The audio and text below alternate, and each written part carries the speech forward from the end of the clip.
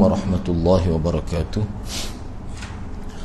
Alhamdulillah wassalatu wassalamu ala rasulillah nahmaduhu wa nasta'inuhu wa nastaghfiruh wa natubu ilaih. Rabbi shrah li sadri wa yassir li amri wahlul 'uqdatam min lisani yafqahu qawli. Amma ba'd. Alhamdulillah, bersyukur pada Allah Subhanahu wa taala kerana dapat bersama pada petang ini. InsyaAllah petang ini kita akan sambung perbincangan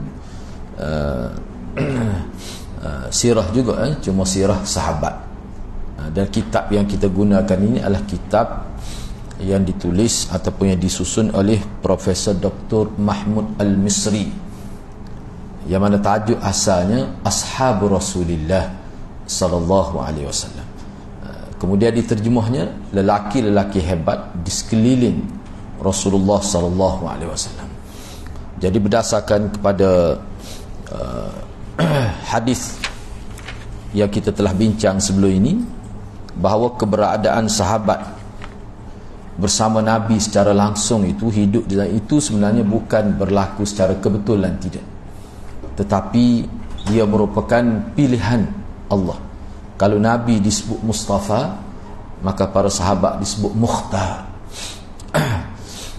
Baik, jadi sambungan pada petang ini muka surat 54, betul, muka surat 54 di bawah tajuk Ansar, termasuk orang-orang yang paling dicintai oleh Rasulullah sallallahu alaihi wasallam. Jadi golongan Ansar ini termasuk para sahabat antara yang dicintai. Saya terjemah antara tu sebabnya dia min, tu ada min dalam teks depan ni, ada sebut min ahabi, antara. Diriwayatkan daripada Anas radhiyallahu anhu yang mengatakan bahawa Nabi SAW melihat kaum wanita dan anak-anak datang.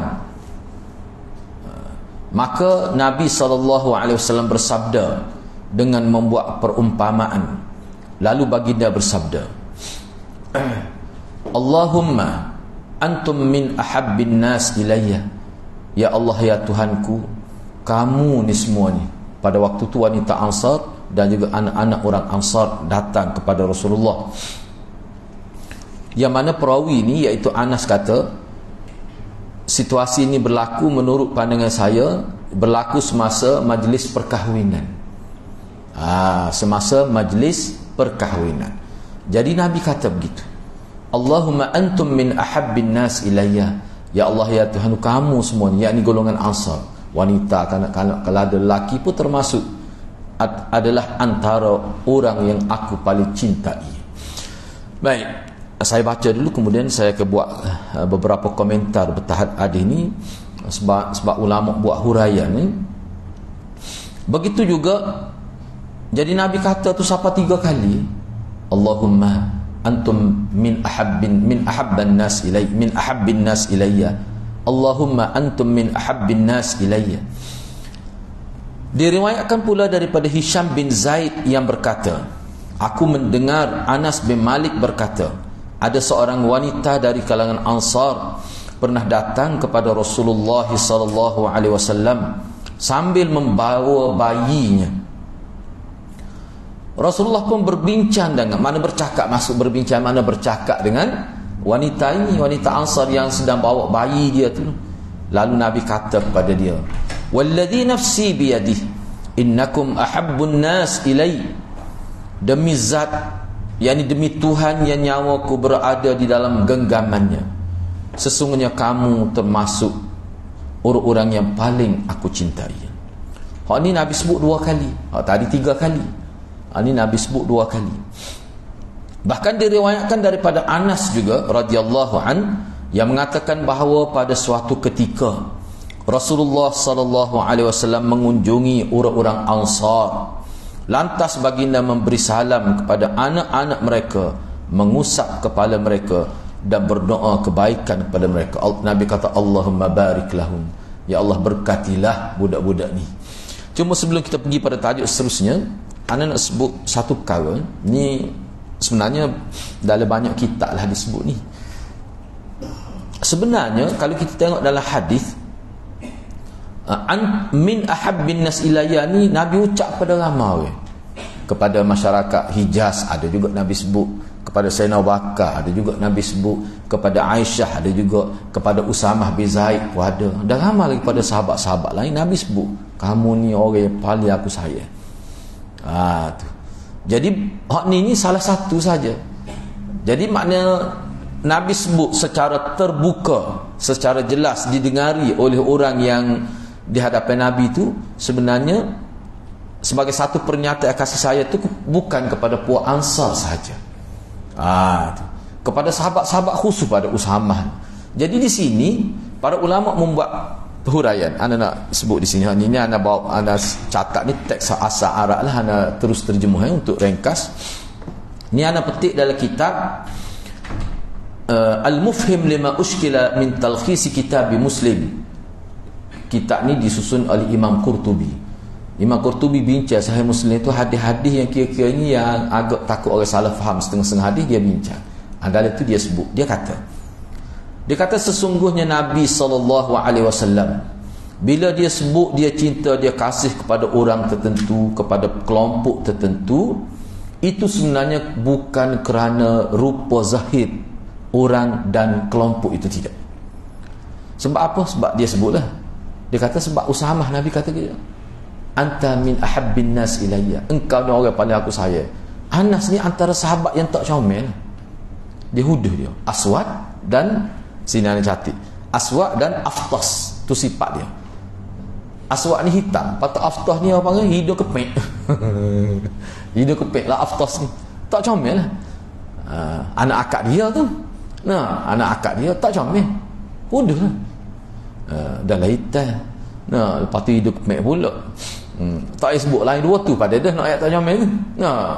Kalau hak terlindung alik baju tu, tak kira hak nampak tu, tak boleh nak tutup muka ni. Tapi Nabi kata aku sayang. Kerana itulah, maka Imam Qurtubi kata, kalau kita perhatikan hadis-hadis Nabi, orang yang Nabi puji, orang yang Nabi kata kamu ni orang yang paling aku sayang, kelompok kamu ni orang yang paling aku sayang, maknanya pernyataan sayang dan cinta itu adalah secara ma'ani, secara ma'ani ni makna kerana sebab-sebab yang bersifat nilai baik yang ada dalam diri orang itu. Tu sebenarnya. Bukan kerana dia tu comel, bukan kerana tu menarik dari segi perwatakan, tidak, tapi kerana sifat-sifat baik yang ada pada mereka tu. Misalnya dia sebut dalam kitab lain pula, cuma sini yang tidak catik lah, ulama bicara kenapa Nabi kata, padahal Nabi saya belaka pada isteri dia, tapi kenapa dia sebut khusus pada Aisyah, mu ni min ahabbin nas ilayya, orang yang paling aku sayang, dia kata Aisyah, kepada Aisyah isteri dia, padahal dia sayang belaka lain pun. Nabi ketika, kalau kita tengok dari riwayat, ketika tersabat iktikaf pada 10 akhir Ramadan, dia pergi ke setiap rumah isteri dia, tanya cukup ke tak keperluan, lepas tu dia balik semula ke tempat iktikaf dia tu. Maknanya saya tu. Dan Nabi doa kebaikan semua pada isteri-isteri dia. Dalam Quran pun sebut bukan Aisyah saja. Hunna apa ni disebut azwaju ummahatul mukminin. Kan dalam Quran sebut isteri-isteri Nabi ni ibu orang-orang beriman. Baik. Jadi Aisyah tu dia sebut jelas dalam beberapa buah kitab, sebab Nabi sayang kepada dia tu bukan kerana dia comel, sebab Safiyah comel lagi, Ummu Habibah pun comel lagi pada Aisyah. Tapi Aisyah ni lebih dia mana? Dari segi ilmu dan kelebihan ingatannya, banyak kepakaran dia. Kalau nak sebut 5 lah, pertama sekali mahir bahasa Arab, dia ingat syair-syair jahiliah, sehingga bila Nabi pakai kasut pun dia boleh bersyair tentang kasut. Nabi puji dia. Dan dia ni mahir tentang ilmu ansab, dia panggil ilmu keturunan Arab. Yang ketiga, dia mahir ilmu perubatan dan menggunakan herba. Dia ni herbalist, dia ambil daripada mak dia Ummu Ruman. Dan dia juga mahir tentang ilmu tafsir, sehingga dia boleh berdialog, berdiskusi dengan Ibnu Abbas. Dan selagi dia mahir juga ilmu tentang fiqhun nisa, atau 5 kepakaran dia. Dan hak ni memang diperakui lah, kerana tu sebenarnya. Begitu juga Ansar ni, kenapa lebih dia ni? Banyak lagi hadis ni. Anda cek dalam kitab secara digital tu lah, tentang kelebihan Ansar ni mana berpuluh-puluh. Berapa lebih tu? Pertama sekali kerana dia telah menunaikan janji dia untuk mempertahankan Rasulullah sallallahu alaihi wasallam, sanggup mati Dia berjanji pada Aqabah yang kedua tu kan, pada tahun ke-12 kenabian itu.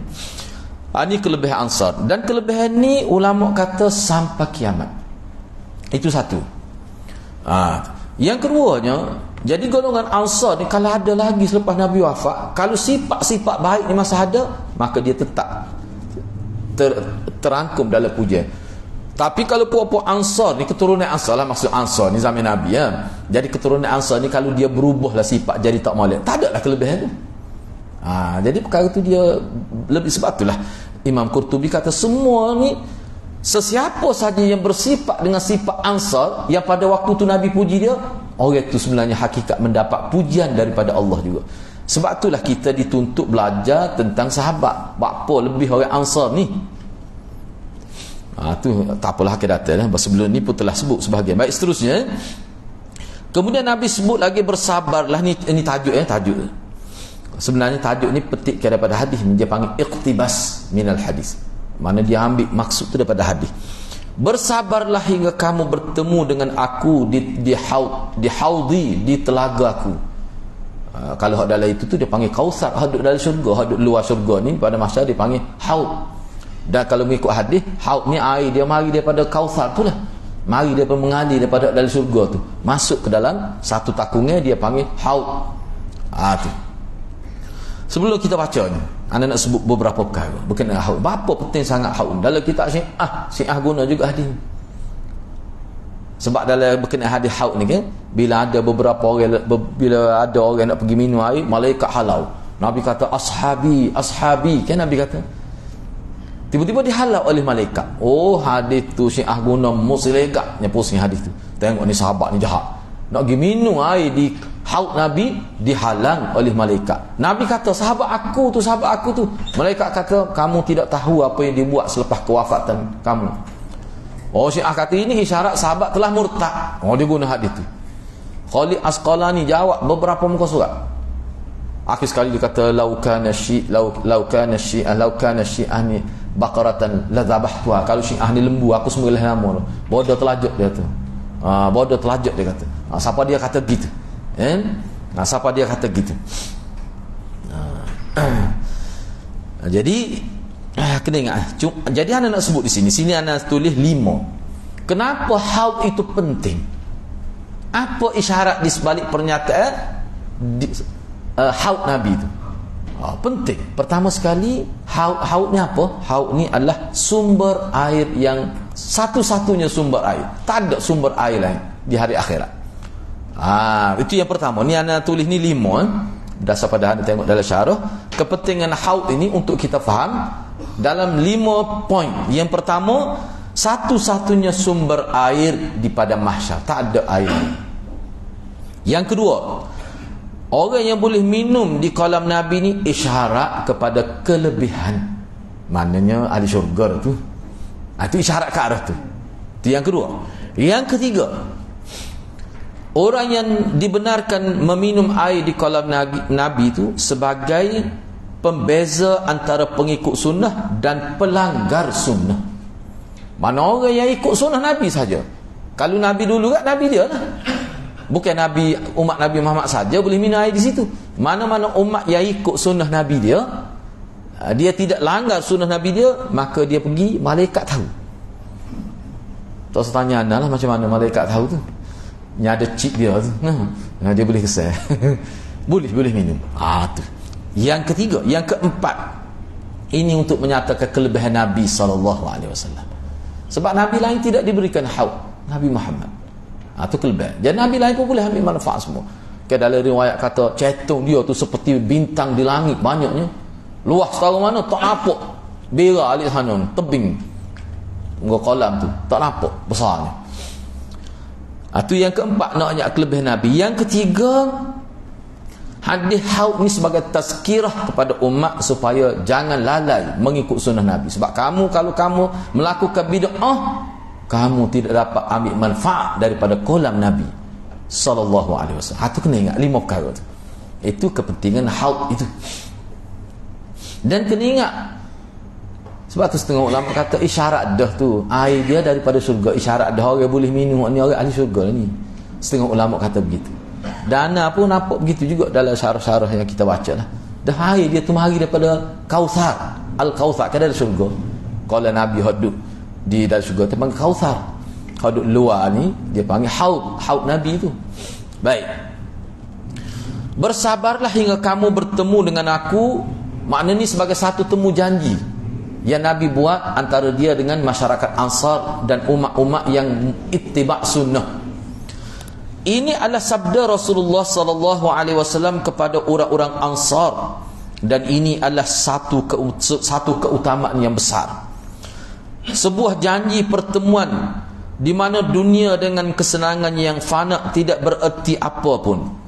Jadi hilang semua ni. Bila di hari akhirat tak ada dah ni kesenangan dunia, hilang, tak boleh. Orang yang satu ketika dulu di dunia ni dia nak apa saja dia boleh dapat, di hari akhirat nak boleh air, nak air pun tak boleh. Kecuali dia ikut sunnah, baru dia boleh minum. Satu je sumber air. Situlah baru dia tahu atas dunia boleh buat macam-macam. Nah, hari akhirat tak boleh. Cuba fikir kalau kita fikir. Cuba kita fikir, kita renung, nak buat lagu mana? Nak minum air tak boleh. Cuba fikir. Duduk pula tak ada bayar, walaupun sehelai daun pun tak ada bayar, kecuali bayang arasy Allah. Tu pun bukan semua orang. Malaikat dia jaga juga situ. Orang yang boleh masuknya orang lagu mana? Situ baru kita boleh tahu betuahnya orang yang dikatakan ghuraba itu. Tuba lil ghuraba. Betuahnya orang sanggup ikut sunnah walaupun terpencil dalam masyarakat. Tu baru dia tahu. Atas dunia tak sedut betul lah. Itulah tazkirah. Kalau nak tambah sikit, tazkirah supaya jangan betul atas dunia ni. Tambah sikit lagi situ. Baru dia tahu tak boleh minum tu, tak nak buat apa. Kita pun bimbang juga duduk mengajar lah, tak boleh minum air tak. Maknanya kita ni kena ikut sunnah belakang. Lamanya orang ni kau, ustaz tak boleh minum juga air. Tak lepas kita. Na'udzubillah lah. Ni maksud tazkirah tu. Kalau kita ingat tu ke, kalau tak berubah juga tak tahulah.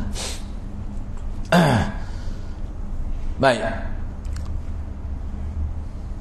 Ni sebuah pertemuan dengan baginda sallallahu alaihi wasallam di sebuah tempat di mana airnya mengalir. Berasal air dia tu daripada sungai Kautsar.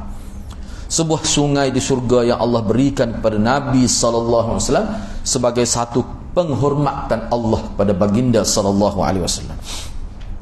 Diriwayatkan daripada Yahya bin Sa'id yang mengatakan bahawa dia mendengar Anas bin Malik tu sebenarnya tak ada maling ni. Anas bin Malik salah tu. Anas bin Malik ketika keluar bersamanya untuk berjumpa Al-Walid, lantas dia berkata, yakni Yahya bin Sa'id lantas dia berkata, Anas kata, ni cerita ni Yahya bin Sa'id sebut. Dia kata ke dia, Anas kata, Nabi menjemput orang-orang Ansar. Ni pernah berlaku satu kisah. Allah pernah jemput orang-orang Ansar untuk memberikan satu bahagian tanah Bahrain kepada mereka. Biasa ni Nabi beri kepada orang-orang berjasa besar. Kita tahu mujahidin, kadang-kadang suami dia meninggal, dia tak ada tanah, Nabi bagi tanah. Itu biasa gitu. Misalnya kalau Nabi bagi tanah, kalau dia tak guna dalam berapa tahun, 2-3 tahun gitulah, Nabi ambil balik tanah tu. Bukan untuk dibiarkan begitu saja, untuk digunakan. Kalau tak guna, Nabi ambil balik. Tak ada faedah kepada kamu tak guna. Lantas mereka berkata, pelik bapak Ansar ni, bila Nabi nak beri tanah di kawasan Bahrain kepada mereka kata, tidak, kami tak boleh terima, kecuali kalau Rasulullah beri juga kepada sahabat kami Muhajirin. Siapa begitu sekali, padahal Nabi ni Muhajirin. Pelik lah. Ni dia panggil ithar. Ni wa yu'thiruna ala anfusihim walau kana bihim khassasah. Dia panggil ithar. Ithar ni dia bila dia nak dapat satu kebaikan, dia ambil kira juga orang lain boleh ke tak boleh. Tu dia panggil ithar. Mana dia utama ke orang lain.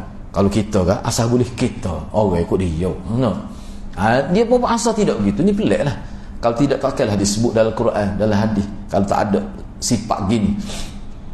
Bila dia tak mahu terima tu, kecuali diberi juga kepada Muhajirin, maka Nabi pun kata, imma la fasbiru hatta talqauni fa innahu sayusibukum ba'di atharah. Nabi sebut ni tak berkaitan dengan tanah tu. Nabi kata kalau kamu berkata tidak, kamu saksi terima ni dengan syarat pada muhajirin juga, tak apalah, tapi kena ingat sekarang. Fasbiru, kamu kena sabar sehingga kamu berjumpa dengan aku. Berjumpa dengan aku ni dalam syarah hadis kata Nuh di kolam Nabi. Kolam Nabi tu, sesungguhnya akan menimpa kamu selepas aku asarah di mana pemimpin yang mementingkan diri sendiri. Kamu kena sabarlah, sebab kamu ni jenis mementingkan orang lain. Kamu akan sempat akan datang, tak tahu bila, ni fitnah akhir zaman, mana pokok kamu akan berhadapan dengan pemimpin yang dia tidak mementingkan rakyat jelata, dia mementingkan tembalut dia mementingkan anak pinak dia. Ada pemimpin, sedangkan kamu mementingkan orang lain. Kalau berlaku percanggahan secara dahsyat itu, kamu kena sabar. Hak ni asarah, hak tadi ithar. Asarah ni kalau sini ni sikap ego. Ana tengok dalam syarah lah. Tengok dalam syarah dia kata hak ni maknanya pemimpin-pemimpin yang teruk lah, yang sudah tidak mementingkan rakyat. Kalau zaman Sayyidina Bakar dulu, kadang-kadang duduk tidur tu bangun cokoh. Ana baca dalam riwayat Sayyidina Umar, bangun tak nua tidur. Apa duduk teringat ke dia? Kuku ada rakyat tak boleh makan. Kalau boleh mepeng lagu tu betul besar gitu ya. Ni mepeng kalau tak boleh dia tak nak tidur. Tu beratlah. Tu beza jauh tu.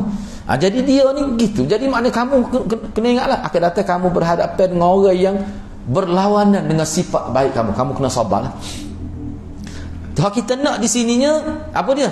Talqauni hatta talqauni. Hak yang kita nak dalam konteks perbincangan. Mana kamu akan bertemu aku. Maknanya Nabi isyarat dah puak Ansar ni antara kelompok yang boleh minum air haud, di haud dia tu. Kolam Nabi tu. Ini isyarat pokok kelebihan ni. Hadis ni termasuk manaqib Ansar, kelebihan Ansar.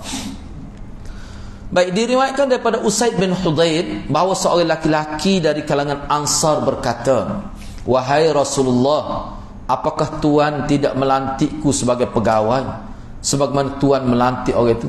Ada orang Ansar tanya, wahai Rasulullah, kenapa tidak lantik saya pergi jawab tes seperti orang itu? Rasulullah beri jawab tes pada orang itu, apa tak beri pada saya reteknya? Ada. Ini ramai-ramainya ada lagi tu. Atau boleh jadi dia nak uji Nabi pula tahu. Tapi kukuk mana pun dia macam protes lah. Apa beri jawab tes kau tu tak beri kepada saya? Nak tahu juga.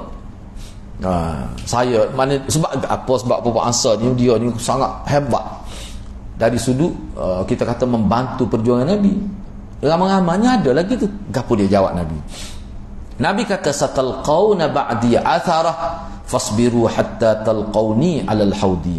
Kamu akan menghadapi sikap pemimpin yang tidak mementingkan rakyat suatu ketika nanti. Kamu kena sabarlah. Kamu tidak begitu. Mana pemimpin yang ego. Dia anggap dia ni tuan, rakyat dia hamba. Kamu kena sabar. Sehingga kena sabar tu setahap mana kena sabar? Sampai mati. Tapi bila mu mati, mu dapat kelebihan ke dia? Kita jumpa di kolam aku. Ni temu janji Nabi. Ni lebih ni. Nabi kata kita jumpa di kolam aku di pada mahsyar. Kena sabarlah.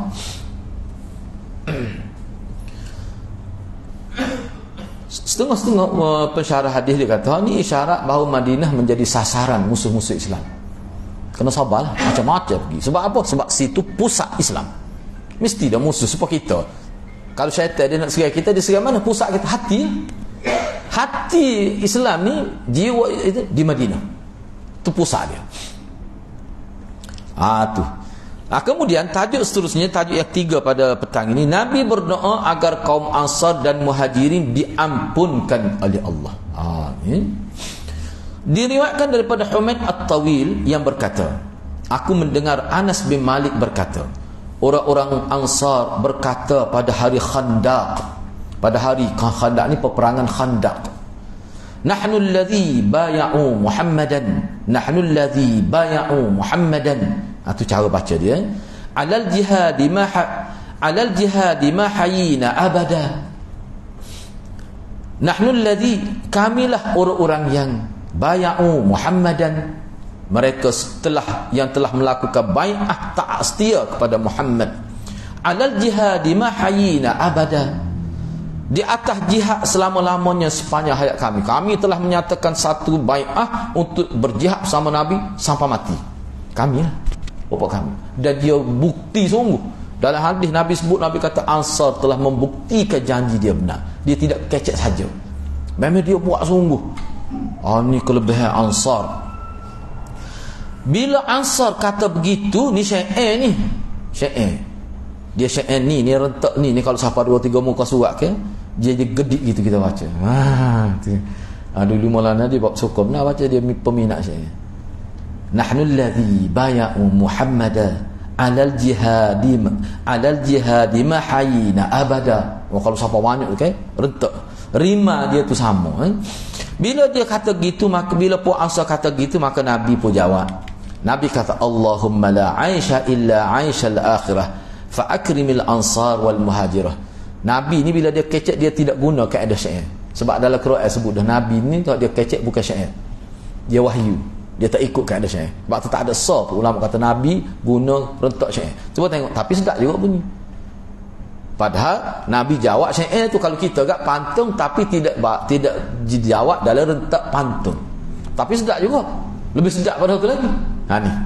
Allahumma, ya Allah ya Tuhanku, la aisha, mana tidak ada kehidupan yang sebenar illa aishal akhirah, kecuali kehidupan akhirat. Dunia ni bayang akhirat sahaja. Fa akrimil ansar wal muhajirah, oleh kerana itu muliakanlah oleh engkau golongan ansar dan muhajirin. Baik, seterusnya diriwayatkan daripada Sahal, beliau berkata Rasulullah SAW mendatangi kami ketika kami sedang menggali parit dan memikul tanah di bahu kami. Ni semua ni ketika duk gali parit Khandak ni. Pada tahun berapa? Tahun kelima, hujung tahun kelima ataupun awal tahun ke-6. Peperangan Ahzab lah Khandak ni. Jadi ketika kata Sahal, dia kata ketika kami sedang menggali parit ni, kerja 24 jam ni tak berhenti. Nabi makan belajar ni. Setengah-setengah tu siapa dah waktu makan dulu siapa tengah malam, siapa cengok lapar baru makan. Apa tu? Takut ada musuh mari. Lebar lagi tengok nak di Khandak tu ni.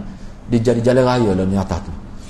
Jadi dia sebut mutawihat lama lah, nak tanya mana Khandak, sebab kita lalu tu.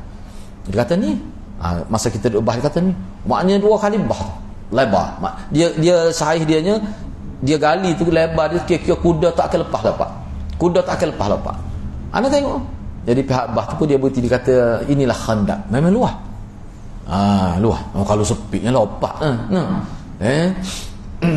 Ketika kami duduk gali dan kami pikul tanah atas belakang tu, maka Nabi bersabda, Nabi kata Allahumma la aisha illa aisha al-akhirah faghfir lil muhajirin wal ansar. Ya Allah ya Tuhan kami, tiada kehidupan sebenar kecuali kehidupan akhirat, maka maafkanlah, berilah maghfirah. Dia sebenarnya kalau kita terjemuh ni, kalau kita kata maaf saja tak nampak maksud. Kita kata gini lah, ya Allah berikanlah maghfirah kepada muhajirin dan ansar. Maghfirah ni ada 2 lah, anda sebut sama biar ingat iaitu minta supaya Allah hapuskan dosa dan minta Allah supaya tutup keaiban. Sebab dosa-dosa ni keaiban, biar orang tak tahu. Kalau orang tahu pun dia tak sebut betul dah kita tu. Orang tahu kita buat dosa tapi sejak belaka tak siap. Bahkan kalau ada sebut dia bertaubat hak tu dulu tu, betul wah kita lagi tu. Tak tahan dosa kita tu, orang pisah waktu tubik dah. Tu maknanya nasib kita lah. Sedihlah kita kalau orang buat begitu. Sebab tu maghfirah ni dia 2 perkara. Minta supaya Allah hapuskan dosa kita, dan kita minta supaya Allah tutup dosa kita. Jangan orang tahu. Kalau tahu malu. Baik, Ansar adalah pesaka Nabi. Ansar ni adalah peninggalan Nabi. Hak Nabi tinggal, barang hak Nabi tinggal. Bila kata barang Nabi tinggal ni mana berharga lah. Nak ayatnya berharga. Cuba kita tengok. Nabi SAW pernah bersabda. Nabi kata likulli nabiyyin tarikah, yakni wadhi'ah, wa inna tarikati al-ansar fahfazuni fihim. Nabi kata setiap nabi dan rasul tu mempunyai harta peninggalannya. dan harta peninggalan aku adalah orang-orang Ansar. Maka jagalah hakku kerana mereka, yakni dengan berbuat baik pada Nabi. Guna tarikah. Tarikah ni kalau dalam bagi saka ni, harta terekah, orang Melayu kita panggil harta terekah, harta sepencarian. Dan ni dia panggil sepencarian. Bila tok laki mati, walaupun isteri tak kerja pun, harta dia gini. Kalau anda duk tengok cek dalam internet tu, harta terikah dalam konteks Malaysia. Sebab hari ni dia ada peluasan lah, dia bab fiqh. Dia harta terikah ni makna bila suami seorang lelaki berkahwin dengan seorang perempuan, selepas berkahwin tu kalau ada harta yang peroleh harta selepas tu, dia kira separuh hak perempuan, separuh hak isteri kalau suami meninggal. Ataupun ada perbincangan di situ. Kalau harta hak sebelum tu tak kira. Misalnya tanah-tanah hak dia milik sebelum dia kahwin, hak tu tak lihat, tu kena pesaka biasalah. Bapa tu nak jaga kemaslahatan perempuan. Boleh lagi tu. Kalau tidak nanya, dia suri rumah tak kerja. Pendapatan pun tak ada, kita kata. Simpanan pun tak banyak. Tak ada harta tu lelaki, tak nanya. Zaman fasad ni, kerajaan ambil peranan tu. Itu keadilan agama. Baik, seterusnya. Jadi Nabi kata, tarikah aku tu Ansar tu lah. Oh ya, besar tu. Hak aku saka, hak aku tinggal Ansar tu lah. Kena jaga molek tu. Itu apa? Hak aku tu. Jaga molek. Makna Nabi sini, Nabi arah supaya kita berihsan kepada Ansar. Baik, kita baca lagi. Allah dan Rasulnya adalah penolong orang-orang Ansar. Diriwayatkan daripada Abu Ayyub yang mengatakan bahawa Rasulullah sallallahu alaihi wasallam bersabda.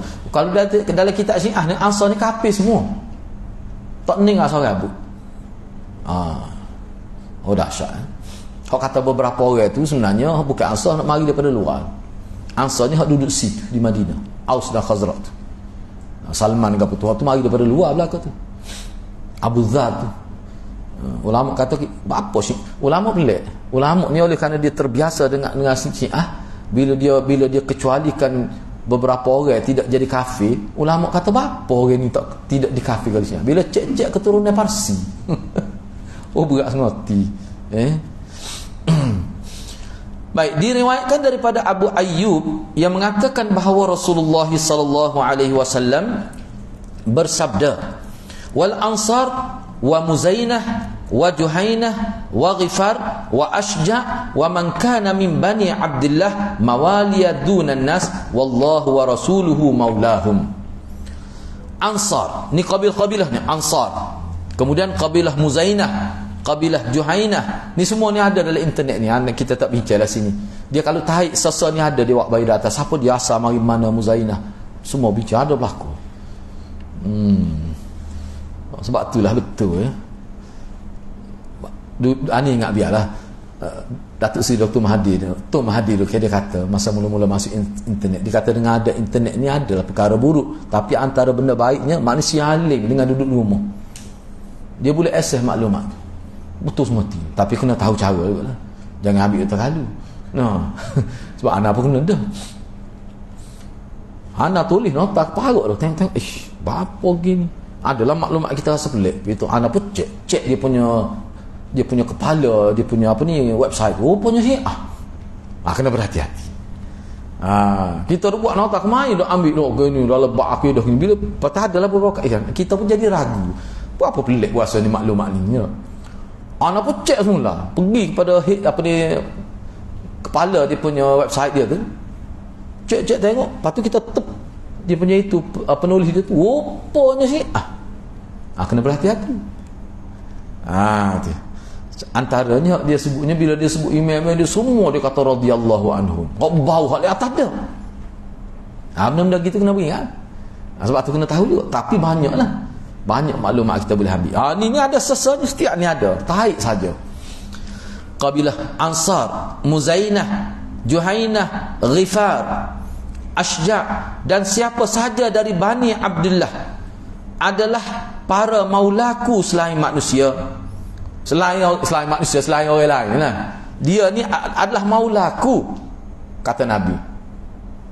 Selain daripada orang-orang ramai ni, dia pupuk dia ni maulaku. Gapo dia Nabi kata? Wallah. Itu terjemah Indonesia ni, sedangkan tu potong sebenarnya. Kita terjemah gitu. Sebab dia mari wallah. Sebenarnya Allah dan Rasul Allah adalah pelindung mereka. Pelindung mereka. Puak-puak ni di bawah perlindungan Allah. Maknanya mereka ni orang yang Allah jaga. Mereka ni tetap tidak maksum, tetapi dapat hifzullah, penjagaan Allah. Kita ni kalau dapat penjagaan Allah, mana kita akan selamat lah. Kita akan selamat, tak akan terjebak dengan ajaran salah dari sudut akidah. Mungkin kesalahan tidak akidah mungkin boleh berlaku. Silap pilih gini, silap buat gini boleh berlaku, tapi silap dalam bab akidah insya-Allah tidak. Silap yang boleh menyebabkan sesat insya-Allah tidak. Silap biasa tu mana-mana orang pun boleh berlaku tu. Baik, seterusnya, kalau bukan kerana hijrah, nescaya aku adalah orang-orang Ansar. Nabi kata begitu. Nabi SAW bersabda, Al-Ansar syi'arun wan nasu ditharun walau anna an-nas istaqbalu wadiyan aw syi'ban ada alih tu dia tinggal, lepas wa tu ada alih tu baru jadi. Kalau tidak tak jadi tu bahasa tu. Wastaqbala tu ada alih, lepas wa tu kena bubuh alih tu. Asalnya istaqbala kalimah. Baca serupanya tapi kena ada alih tu. Berapa alih kena ada tu? Dia panggil alih ziyadah, dia panggil. 3 alih ziyadah, alih sintak. Kalimah asalnya apa ni, qaf ba lam tu ya kalimah asal dia. Sini ni dia tambahnya alih sintak, kemudian dia tambah ta'nis di ujung. Mana pak tambah huruf. Kena bubuh, lepas wa tu kena bubuh alih, berletak alih. Wastaqbalatil ansar wadiyan la saktu wadiyal ansar walaula al hijrah lakuntum ra'an minal ansar. Nabi kata puak ansar ni adalah syiar. Syiar ni makna lambang kebaikan. Tu. Sedangkan selain mereka adalah selimut. Selimut, dithar. Selimut ni makna berguna juga, bukan tak berguna. Selimut. Orang Arab ni selimut ni berguna sama. Kadang-kadang naik unta dia selimut apa tak sih kena, kalau tidak habis ni dia punya debu-debu ni dalam muka tu tutup. Sebab tu popok dia kalau kita tengok apa ya dia kali subai dia panjang tu, sebab dia nak tutup ni, dia tutup, dia selit sini. Hak tu Imam Ahmad kata jangan kemah tu kalau nak semaya pelonggar sikit, takut baca jadi tak betul kepit mulut ni. Imam Ahmad kata masa dia balut tu. Dia bukan saja-saja dia serbai dia tu, dia ada sebab dia lah. Supaya juga ulama kata ni, misalnya dalam kitab Zilalul Quran, nama apa penulis ni? Syahid Qutb rahimahullah. Asy-Syahid Syahid Qutb. Dia kata apa unta bulu mata dia lain. Dia panjang, lepas tu dia rapat. Lepas tu dia adalah cara. Apa tu? Sebab dia ni kalau dia jalan, dia pergi pada pasir, kalau rupa dia tak masuk sakok di bulu mata. Bulu mata lentik dia. Cuba tengok molek tu, memang bulu mata dia comel. Tapi lah ni tak banyak sebabnya ambil korotin bulu tu dah. Setengah-setengah tu dia ambilnya bulu dia. Cuba tengok apa gitu. Syahid Qutb kata bulu mata gitu tu memang Allah buat sesuai dengan pada pasir. Kalau tidak nak berjalan ke mana dia? Rupanya waktu penghalang napih tu, filter tu, nak napih debu. Itu apa ni, Syahid Qutb kata nak ayat kelebihan unta tu. Dia jalan seminggu tak minum air boleh. Kalau hak lama lagi ada 2 bonggu atas belakang. Tu lama lagi jalan tu. Sahabat kata pernah kita sesat, tak ada air, tebuk sikit tu. Tebuk isak. Air dia bersih atas ni. Yang dia tebuk semua apa kerah dia sikit je, dia tebuk sekadar boleh hisap gitu ya. Maknanya Tuhan buat tu molek dia, wa ilal ibli kaifa khuliqa.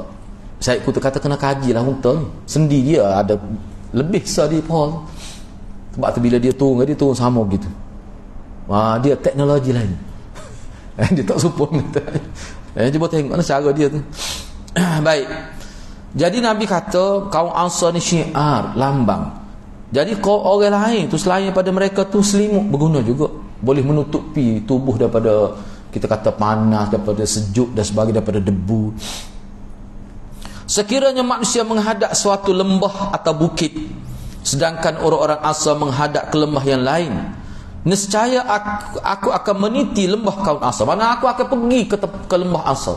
Makna Nabi kata aku suka kepada Ansar ni. Kalau dia menghadap, kalau aku akan ikut dia.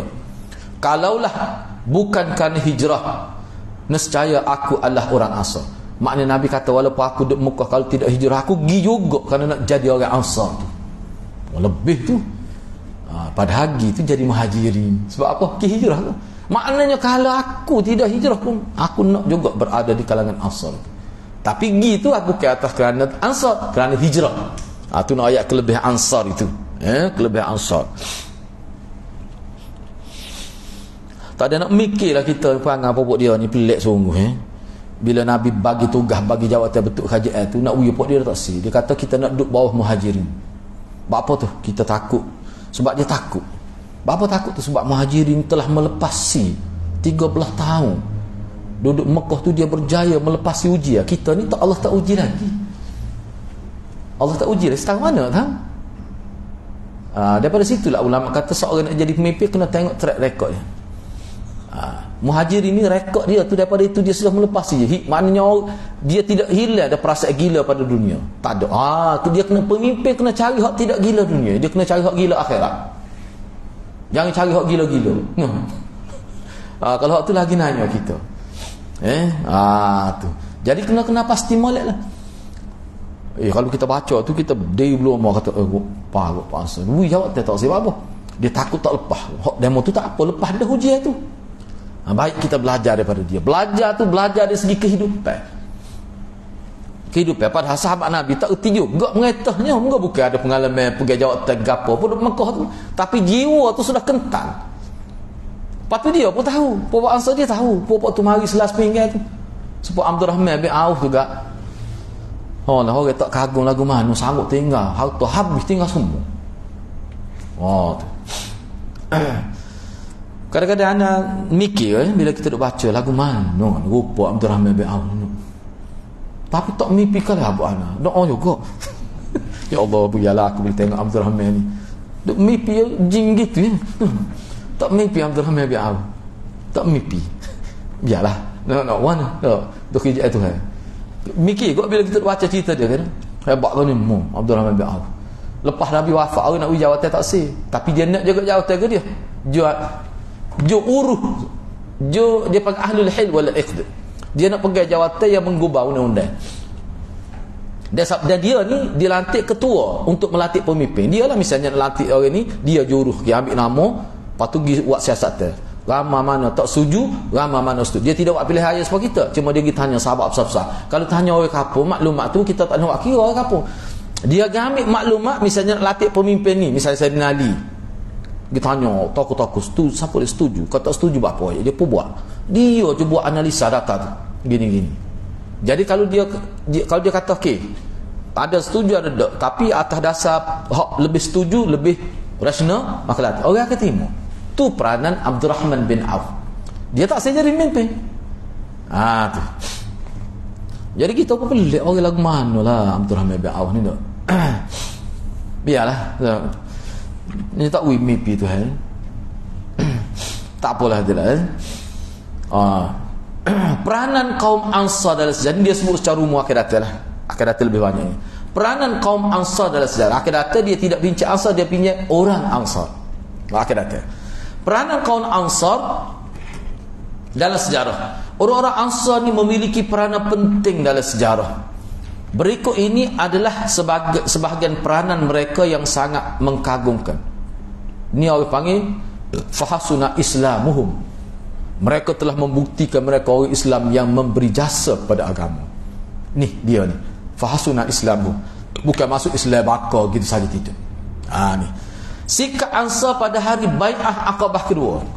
Sebab dia pokok Ansar ni memang dia bermula, nama Ansar bermula, nama Ansar ni naik pada Aqabah ni pada tahun ke-12 kenabian.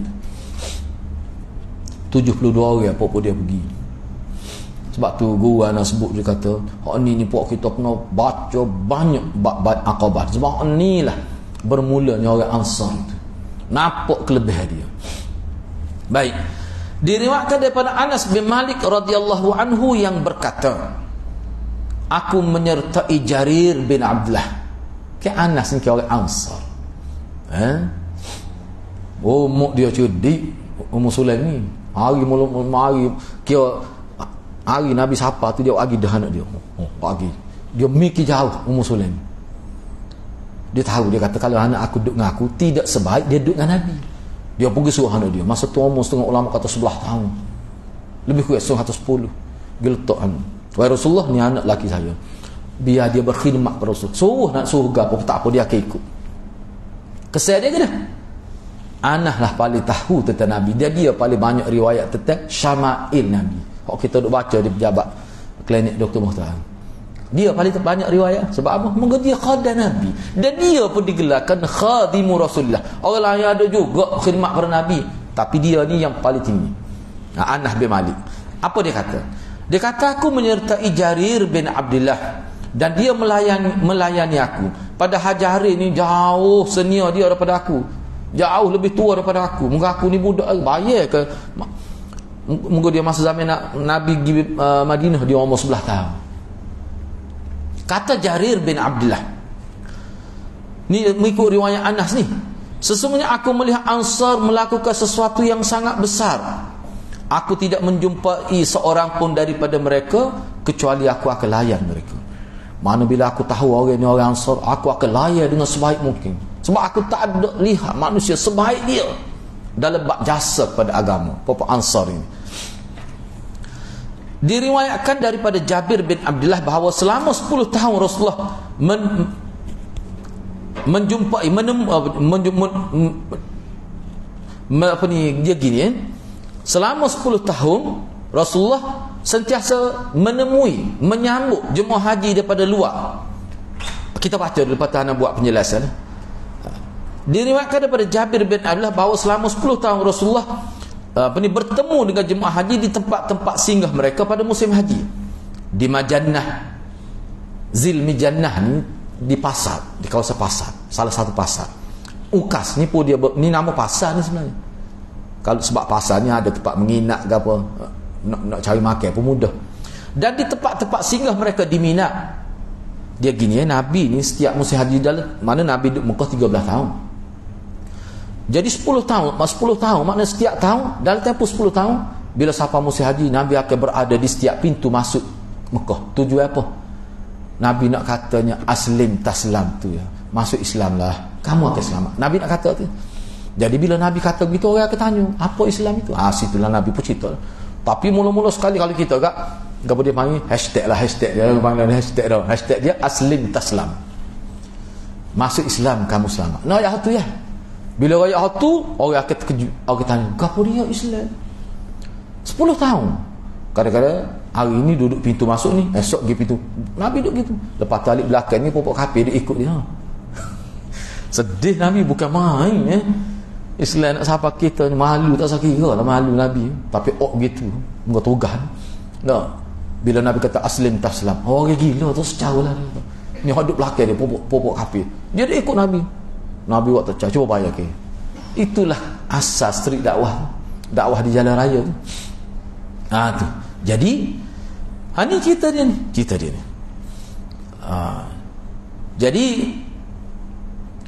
Jadi Rasulullah jumpa orang jemaah haji, buat haji lagu mana tak sakira lah, tak tahu mana lah tu haji lagu mana dia, tapi mana sakit baki ajaran Nabi Ibrahim itu ada lah.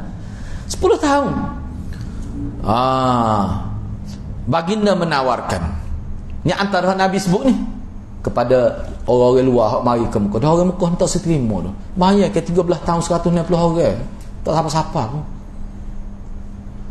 Nabi kata man yu'wini man yansuruni hatta ablugha risalati rabbi azza wa jalla walahul jannah. Selepas Nabi tawarkan Islam, antara Nabi sebut sesiapa yang mahu membantu aku, man yu'wini, siapa yang mahu bantu aku, man yansurni, siapa yang mahu tolong aku, sehingga aku dapat menyampaikan risalah Tuhanku, pasti dia syurga, pasti dia dapat syurga. Siapa dia nak tolong aku supaya aku dapat sampai ke risalah Allah pada manusia? Siapa nak tolong aku? Kalau dia tolong aku, walahul jannah, confirm syurga, pasti dia boleh syurga. Nabi kata gitu. Kata Jarir, dalam tempoh tu tetapi baginda tidak mendapati seorang pun yang bersedia menolong dan menyokong. 10 tahun tak ada seorang. Gigih Nabi. Kita main mengajar kalau 5 orang kita boleh tidak lah. terpaksa napa ramati ya ngawin. Boleh jadi kita gitu. Tapi Nabi ni tak. Jari kata tak ada sahur ke ikut. Puluh tahun tu. Nak siapa musim haji. Musim haji kan Nabi duduk pintu masuk Madinah Mekah. Cacer. Sedih. Bahkan ketika seorang lelaki tiba dari Mudar, kali ni Mudar ni nama pada satu kampung sebenarnya, pokok kabilah Mudar, di kampung Mudar kabilah lah, dia ada kampung dia khusus, atau dari Yaman atau Zussam. Zussam nama tempat ni. Maka kaumnya akan mendatanginya dan berkata, ni Anas sebut sana ni, berhati-hatilah terhadap seorang lelaki Quraisy, jangan sampai dia menggoda kamu. Dia kata lagu tu. Mana Nabi ayat, tiba-tiba ada pula, jangan beringat sikit dia tu ada sahih. Kalau dia tengok tu jadi tergoda lalu. Macam-macam dia kata ke Nabi.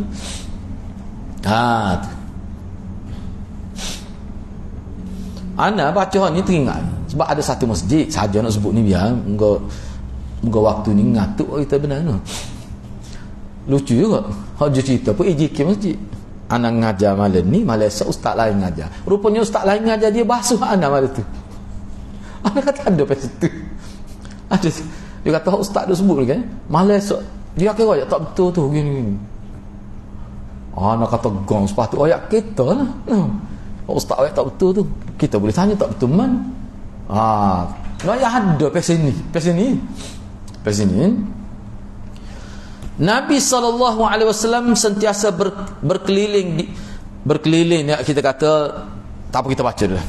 Nabi SAW sentiasa berkeliling di persinggahan mereka. Baginda mengajak mereka kepada Allah, tapi mereka malah mengherdik. Ni anak kata sedih ni.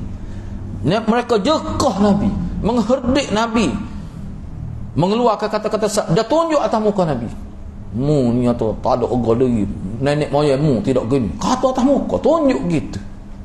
Cuba bayar ke, ada kita pernah gitu ngajak tunjuk atas muka dok nyawi piti ada tak ada kena tunjuk kalau ludah kau Nabi kena lagu ni.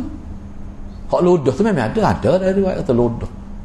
Kalau tak seperut unta atau belakang belit dengan tak apa ni orang perut unta. Ni dia kata, dia herdik, dia kata tunjuk atas muka Nabi. Mu ni keturunanmu tidak lagu ni. Datuk nenekmu orang molek. Mu jadi murtad. Macam-macam dia kata ke Nabi. Tu anak kata. Kalau kita tahu sejarah ni kan, dia memberi kesan besar kita. Tiba-tiba gikut hak tidak Nabi ayat. Mana berat. Ni nak kita nak masuk satu semangat. Orang panggil semangat seperti mana sahabat. Bapa sahabat jadi kental tu, dia tengok ni Nabi. Masa ni Nabi tak ada mengikut Nabi sore-sore. Akhirnya, ni dia nak ayatnya, Jabir nak ayat. Akhirnya Allah menghantar kami, Papa Ansar. Akhirnya Allah menghantar kami kepada baginda dari Yathrib. Masa tu orang tak panggil Madinah lagi, orang panggil Yathrib. Seorang laki-laki daripada kami lantas datang kepada baginda dan beriman kepada baginda. Maka baginda pun mengajarkan Al-Quran kepadanya. Ketika lelaki tersebut kembali kepada keluarganya, maka keluarganya pun masuk Islam berkat keislamannya, sehingga tidak ada rumah di Yathrib melainkan padanya terdapat beberapa orang kaum muslimin yang menunjukkan keislaman mereka. Baik, kita baca lagi di sini. Baik, situ. Maknanya kalau kita perhatikan di sini bahawa yang nak disebut oleh Jarir bin Abdullah akhir sekali, seolah-olah dia nak kata dalam tempoh 10 tak ada orang sambut ajaran Nabi, kecuali selepas ada seorang Papa Ansar pergi, dia masuk Islam dan seluruh keluarga dia masuk Islam. Baik, kita baca dulu. Ketika kami seramai 70 orang, setengah riwayat kata 72 orang, pergi menunaikan umrah, kami kata, perhati molek, sampai bila kita membiarkan baginda diusir dan diugut, ditakut-takutkan di pergunungan Mekah tu? Maka kami pun menjumpai baginda pada musim haji, dan kami berjanji berjumpa dengan baginda di sebuah bukit di Aqabah. Inilah apa panggil Aqabah ni. Aqabah. Situ timbul Aqabah. Kita baca dulu kan. Ketika itu Al-Abbas, bapa saudara baginda berkata, Abbas masa ni tak Islam lagi. Abbas masa ni belum Islam lagi. Wahai anak saudaraku, aku tidak tahu untuk apa kamu datang menemuiku. Sesungguhnya aku mengenali orang-orang Yathrib itu. Maka satu atau dua orang daripada kami pun menghampiri baginda. Ketika Al-Abbas melihat wajah-wajah kami, ini kata Jarir ni wakil Papa Ansar lah. Kami pun menghampiri, Anas kata ni, kami pun menghampiri baginda. Ketika Al-Abbas melihat wajah-wajah kami, maka Abbas berkata, aku tidak mengenali mereka kerana mereka adalah orang-orang baru. Kami berkata, di atas apa kami membai'ahmu? Maknanya Papa Ansar bila pergi jumpa Nabi, dia nak melakukan bai'ah. Kami nak bai'ah ni atas poin apa? Butiran apa kami nak bai'ah pada kamu? Kita baca patana bagi Hurairah lah. Maka Nabi pun kata, mana ni Aqabah? Aqabah ni Aqabah yang kedua ni, di ambang hijrah pada tahun ke-12, hujung tahun ke-12. Kerana Nabi berhijrah pada tahun ke-13. Nabi kata, tubayya'uni ala sam'i wa ta'ah fil nashati wal kasal wa ala nafaqah fil usr wal yusr wa ala al-amri bil ma'ruf wan nahyi 'anil munkar wa ala an taqulu fillah la ta'khudhukum fihi lawmata la'im wa ala an tansuruni idza qadimtu Yathrib fatamna'uni mimma tamna'una minhu anfusakum wa azwajakum wa abna'akum wa lakumul jannah. Kamu bai'ahlah, kamu nyatakanlah taat setia kamu untuk selalu mendengar dan mematuhi aku, sama ada dalam keadaan kamu sehat, kamu segar, kamu senang, ataupun dalam keadaan kamu malas. Mana semua keadaan kamu kena sami'na wa ata'na kepada aku. Tujuan apa? Untuk menyiapkan nafkah dalam keadaan sulit, untuk sanggup berinfak, sanggup menderma, sanggup bantu aku dengan harta-harta kamu dalam keadaan susah dan dalam keadaan mudah. Kamu kena lakukan amar ma'ruf nahi mungkar. Kamu mengucapkan mana sebut, kamu kena berkata, bercakap, berceramah, kita kata, berpidato, semuanya kerana Allah, dalam keadaan kamu tidak takut kepada celaan orang mencela. Makna Nabi telah menyiapkan Puan Ansar sebagai da'i, sebagai pendakwah, dengan maksud untuk menolong aku jika aku datang ke Yathrib. Kalau aku pergi Yathrib, mu kena buat gitu, sanggup ke tidak? Mana bicara hijrah ni, bicara hijrah ni, kamu kena jaga aku, sebabnya aku ni tak ada orang lain sana, tak ada keluarga lah kira-kira. Kamu kena jaga aku seperti mana kamu jaga diri kamu, isteri-isteri kamu dan anak-anak kamu. Kalau kamu sanggup buat gitu, kamu sanggup bai'ah atas perkara-perkara tadi, lahul jannah walakumul jannah, mu dapat syurga.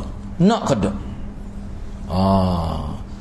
Kata Jabir, bila Nabi buat gitu, kami berdiri, lalu kami telah melakukan bai'ah. Kami melakukan bai'ah, bangun tu kami setuju, letak tangan begitu. Namun Asad bin Zurarah, orang yang paling muda daripada 70 orang atau 72 orang tersebut, memegang tangan baginda. Dia kata, tapi dia sebelum Nabi waktu itu dia pegang tangan Nabi. Dia ni paling muda, nama Asad bin Zurarah. Dia kata, ini anak terjemah lebih mudah lah. Nanti dulu, wahai orang sini, nanti dulu, jangan gaduh bai'ah, nanti dulu. Kita tidak mengenderai belakang unta kepadanya kecuali kita mengetahui bahawa dia adalah urusan Allah. Membawanya keluar dari Mekah pada hari ini bererti perpisahan terhadap seluruh kabilah Arab. Nak ayatnya ke dia? Kena ingat satu kausah lagi aku nak sebut. Dia muda tapi cerdik. Kita nak bawa Nabi pergi ke Madinah, nak eret dia tobik pada Mekah ni, maknanya kita telah mengistighfar dengan apa-apa Arab ni. Munak kada lagu tu. Kita ni perang ni jadi ni. Tu maksud dia nya. Kita akan balas belakang apa Arab. Memang betul sungguh, perang sungguh. Baik. Orang-orang terpilih dari kalangan kamu mungkin akan terbunuh. Muhammad ni siapa kita nak bagi? Kena tahu tu. Bukan dia tak suka, nak orang panggil biar sedah lebih hawa, risiko yang akan kita hadapi. Nak bawa Muhammad pergi kapal kita. kita berhadapan dengan siapa? Muda-muda pun cerdik ulang ni no.